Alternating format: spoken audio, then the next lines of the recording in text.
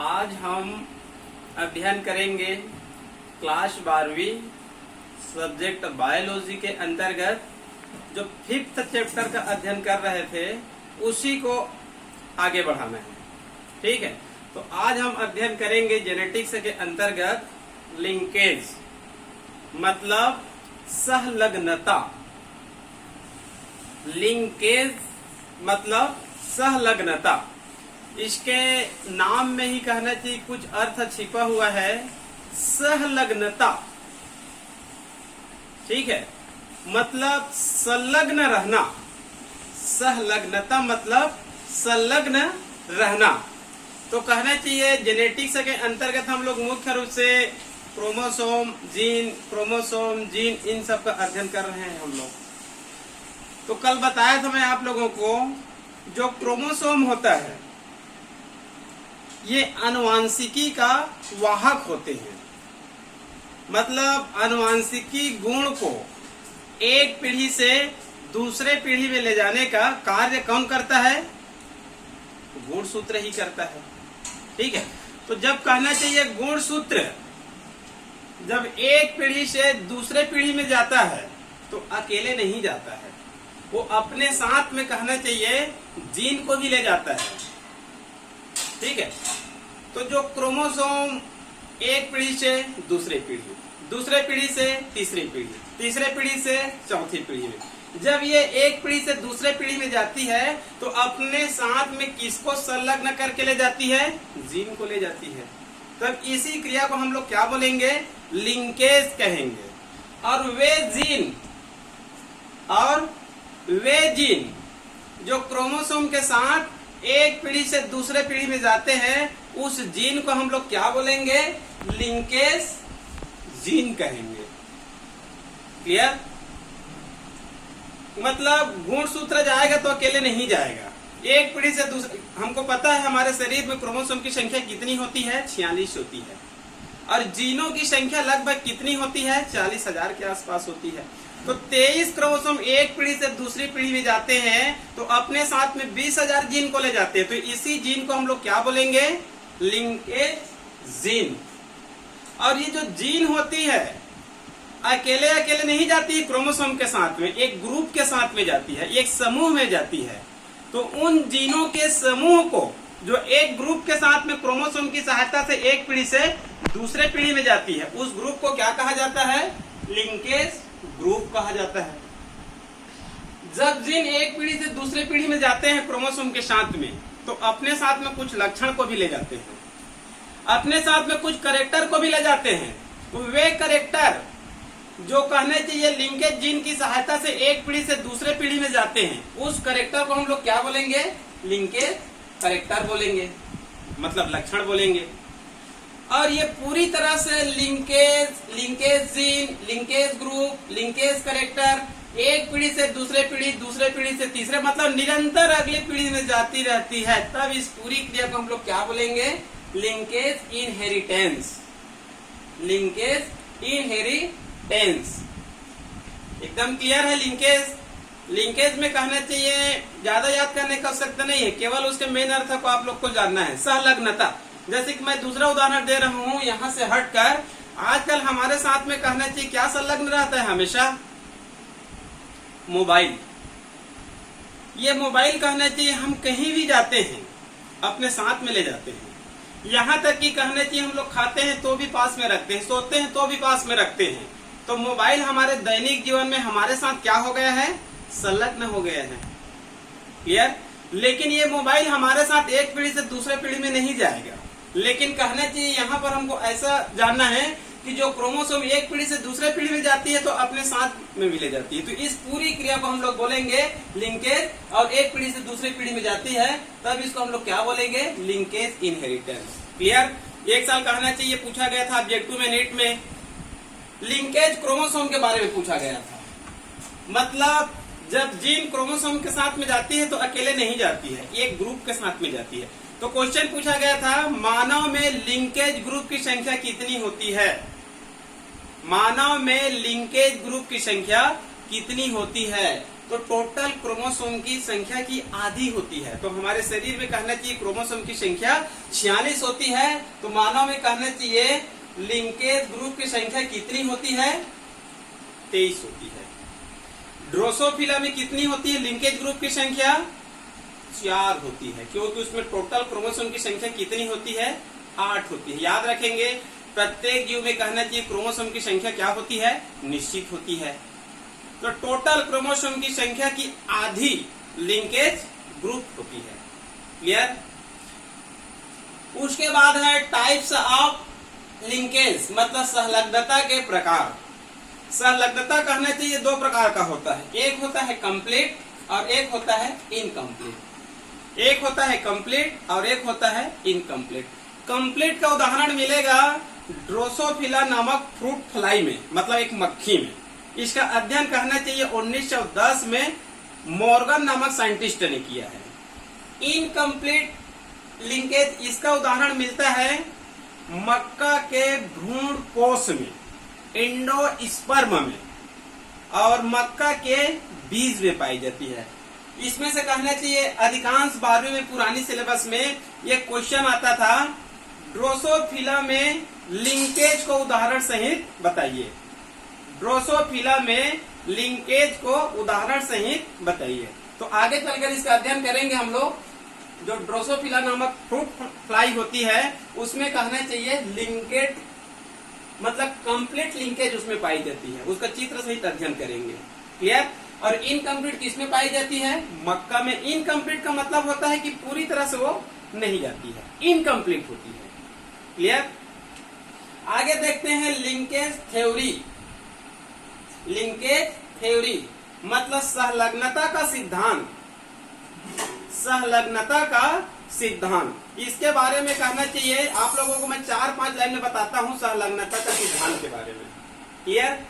जो कहना चाहिए लिंकेज थ्योरी है, इसको सबसे पहले कहना चाहिए सटन नामक साइंटिस्ट ने दिया था। बाद में कहना चाहिए मॉर्गन नामक साइंटिस्ट ने दिया। ठीक है, सटन ने प्रारंभ में कार्य किया था, लेकिन मॉर्गन ने कहना चाहिए इसको आगे बढ़ाया और किस जीव पर अपना एक्सपेरिमेंट किए थे? ड्रोसोफिला नामक एक मक्खी पर अपना प्रयोग किए थे। तो कहना चाहिए जो मॉर्गन नामक साइंटिस्ट है, इन्होंने ही 1910 में लिंकेज थ्योरी दिया था, संलग्नता का सिद्धांत दिया था, टीएच मॉर्गन। क्लियर? तो इस सिद्धांत का कहना चाहिए मैं 3-4 महत्वपूर्ण टॉपिक को बताता हूं। क्या क्या कहा गया है इसमें? मुख्य रूप से लिंकेज जीन, लिंकेज जीन वे जीन जो गुणसूत्र के साथ संलग्न होकर एक पीढ़ी से दूसरे पीढ़ी में जाते हैं, इस जीन को क्या बोलते हैं हम लोग? लिंकेज जीन कहते हैं। क्लियर?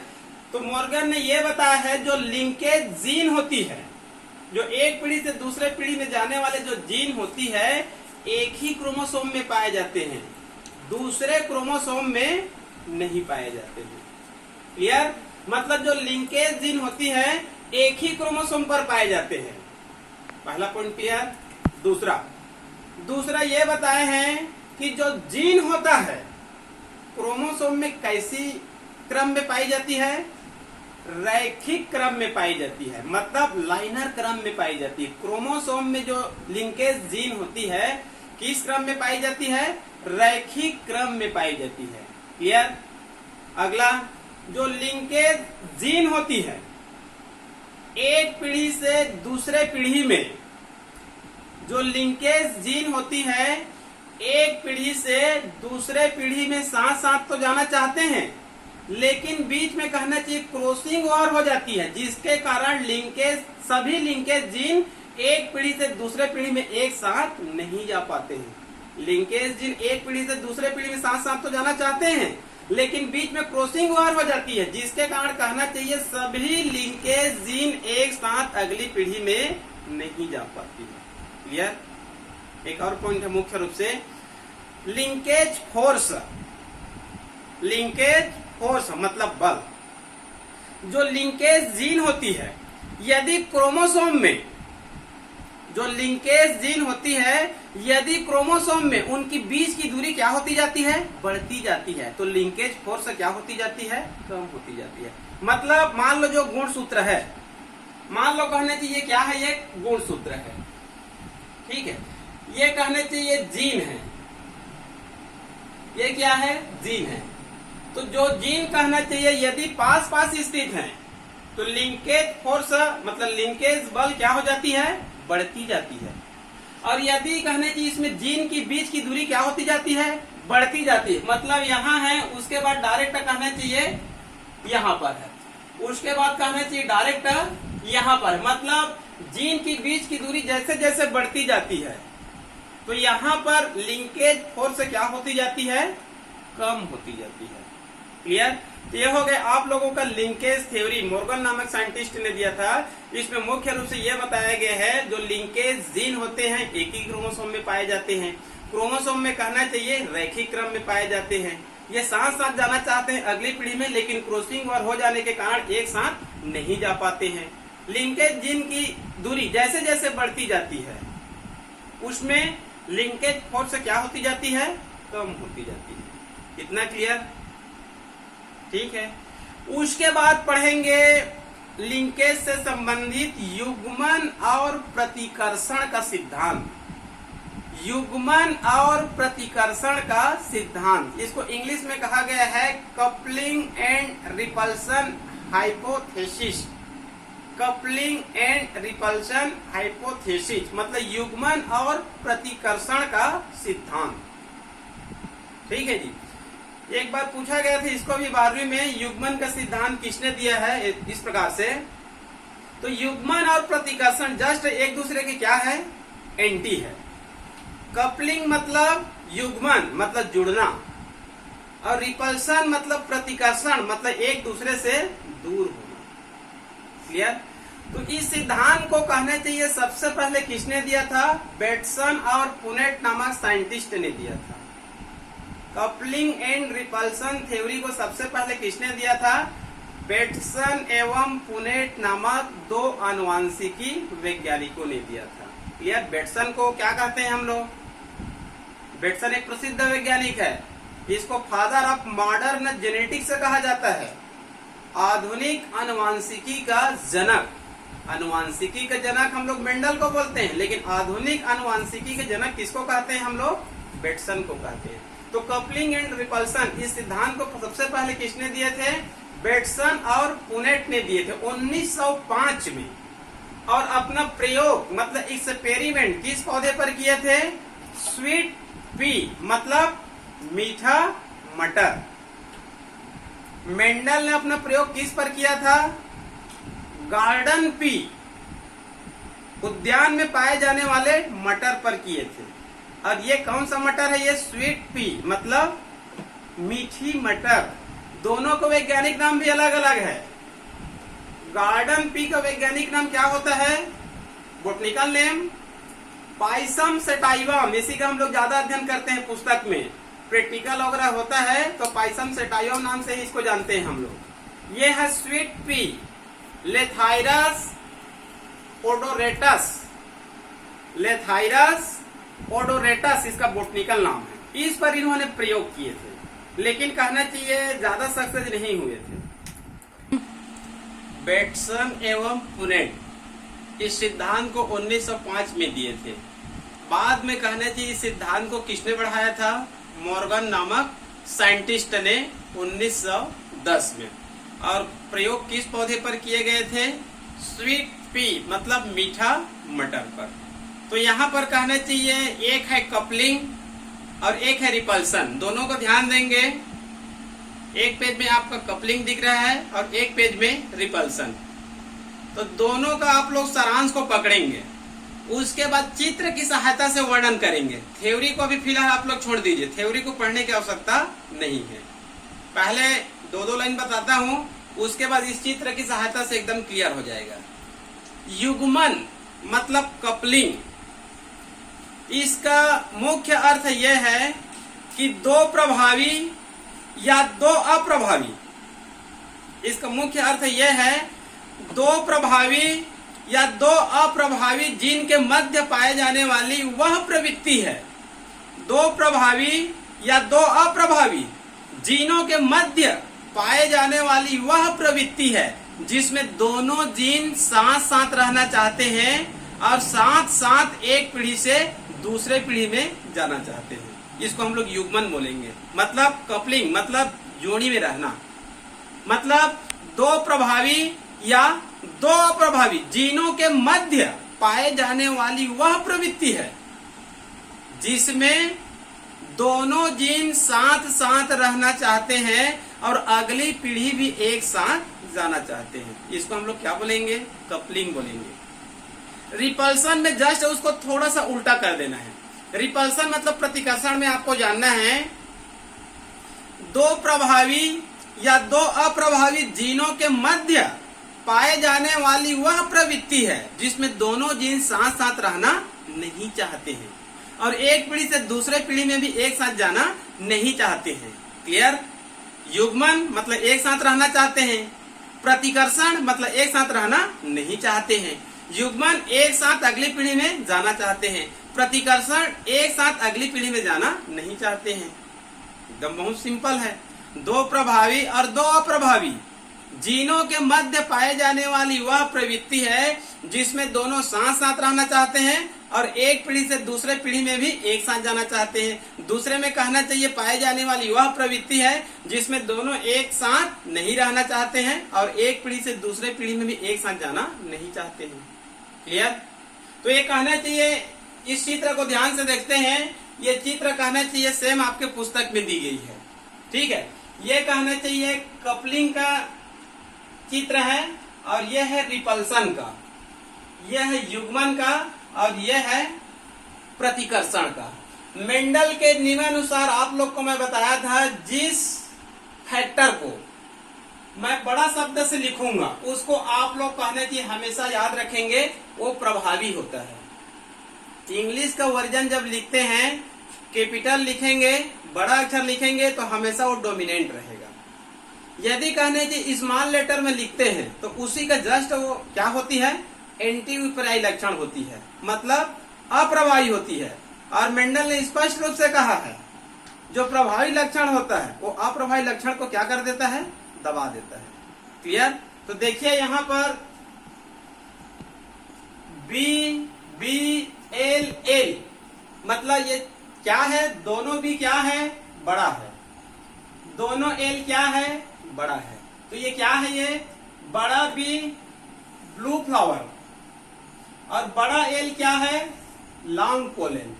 अब इसी को जस्ट देखिए, छोटे बी छोटे एल, तो ये क्या है? ये ब्लू कलर है, ये क्या है?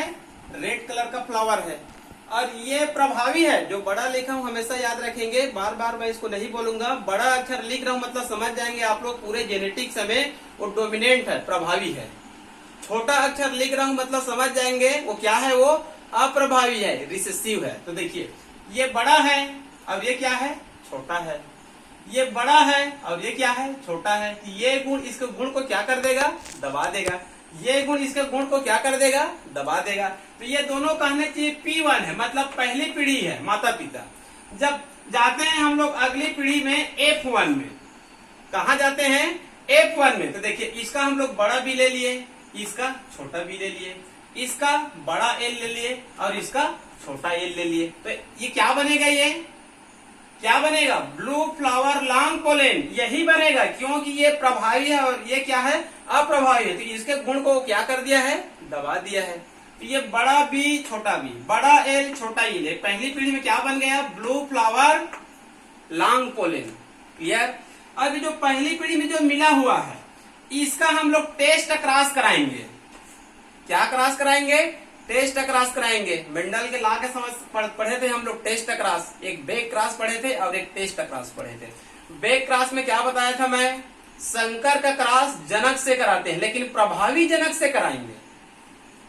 संकर का क्रॉस जनक से लेकिन प्रभावी जनक से, किसमें? बैक क्रॉस में। टेस्ट क्रॉस में कहना चाहिए संकर का क्रॉस जनक से तो कराते हैं लेकिन किससे कराते हैं? अप्रभावी जनक से, जो जनक प्रभावी नहीं होता है। तो यहाँ पर डबल रिसेसिव, यहाँ पर डबल रिसेसिव मतलब दोहरे कहना चाहिए अप्रभावी से क्रॉस कराते हैं। तो देखिए दोहरे अप्रभावी, छोटा बी बी और छोटा एल एल।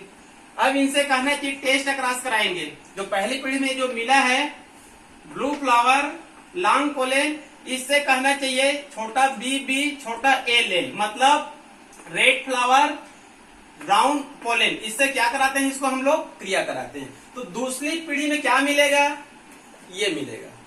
दूसरी पीढ़ी में रेशियो आपको मिलेगा 7:1:1:7, 7:1:1:7 का। इसको मेंडल के नियमानुसार या फिर जेनेटिक्स से हम लोग क्रॉस कराते हैं 1 2 3 4, इधर से 1 3 2 4 ऐसे क्रॉस कराएंगे। तो लास्ट में हमको क्या मिलेगा, ये मिलेगा ब्लू फ्लावर रेड फ्लावर, मतलब ब्लू ब्लू रेड रेड। और पोलेन क्या रहेगा, लॉन्ग राउंड। इसको आप लोग याद रख लेंगे युग्मन में, मतलब ब्लू ब्लू रेड रेड, मतलब blue flower red flower. Pollen क्या रहेगा, लॉन्ग राउंड। और यहाँ पर अनुपात क्या मिलेगा 7:1:1:7, ठीक है। और इसका प्रयोग किस पर किया गया है, लेथाइरस ओडोरेटस, मतलब स्वीट पी पर। ये कपलिंग है, ये क्या है, ये कपलिंग। रिपल्सन में देखिए थोड़ा सा अंतर मिलेगा आपको रिपल्सन में। यहाँ पर देखिए, यहाँ पर दोनों बी बड़ा लिए थे और दोनों एल क्या था, बड़ा था। तो यहाँ पर बी को तो बड़ा लिए हैं, लेकिन एल को क्या कर दिए, छोटा कर दिए। यहाँ पर बी तो छोटा था तो यहाँ पर भी बी छोटा लिए हैं, लेकिन एल छोटा था तो यहाँ पर क्या कर दिए हैं, बड़ा कर दिए। मतलब इसमें बड़ा भी छोटा भी, इसमें भी बड़ा भी इसमें छोटा, मतलब यहाँ बी समान है, लेकिन इसमें का दोनों बड़ा एल को हम लोग यहाँ ले आए और यहाँ वाले छोटे एल को यहाँ ले आए। क्लियर। तो जो बड़ा लिखा उसको डोमिनेंट याद रखेंगे और जो छोटा अक्षर लिखा उसको रिसेसिव याद रखेंगे। क्लियर। तो ये क्या हुआ, ब्लू फ्लावर राउंड पोलेन, देखिए यहाँ पर ये राउंड था ना, ये गोलाकार, ये राउंड पोलेन, और ये लंबा था बड़ा एल, ठीक है। तो इस पर हम लोग बड़ा एल लिख दिए तो क्या हो गया, ये लॉन्ग पोलेन हो गया ये। क्लियर। तो कहना चाहिए ब्लू फ्लावर राउंड पोलेन, इसमें देखिए रेड फ्लावर लॉन्ग पोलेन, ये लंबा दिख रहा है और ये गोल, दोनों के बीच क्रॉस कराते हैं तो यहाँ पर क्या मिलेगा, यहाँ से बड़ा बी, यहाँ से छोटा बी, यहाँ से बड़ा एल, यहाँ से छोटा एल। तो क्या मिलेगा, बड़ा गुण प्रभावी गुण अप्रभावी गुण को क्या कर दिया है, दबा दिया है। तो यहाँ पर सेम, इसमें जो मिला था वही सेम मिलेंगे। इसमें भी क्या मिला था, ब्लू फ्लावर लॉन्ग पोलेन, इसमें भी क्या मिलेगा, blue flower long pollen. Clear. इसके बाद देखिए इसका टेस्ट क्रॉस कराए थे, वहीं पर इसमें भी क्या कराएंगे, टेस्ट क्रॉस कराएंगे। जब टेस्ट क्रॉस कराएंगे तो यहाँ पर छोटा बी छोटा एल लिए थे, डबल रिसेसिव लिए थे, तो यहाँ पर भी सेम वही ले लेंगे, छोटा बी छोटा एल डबल रिसेसिव बोलते हैं, टेस्ट क्रॉस कराते हैं। क्लियर। टेस्ट क्रॉस कराएंगे तो इसमें जैसा मिला था सेम इसमें भी मिलेगा। जैसे देखिए इसमें ब्लू फ्लावर रेड फ्लावर, इसमें मिलेगा ब्लू फ्लावर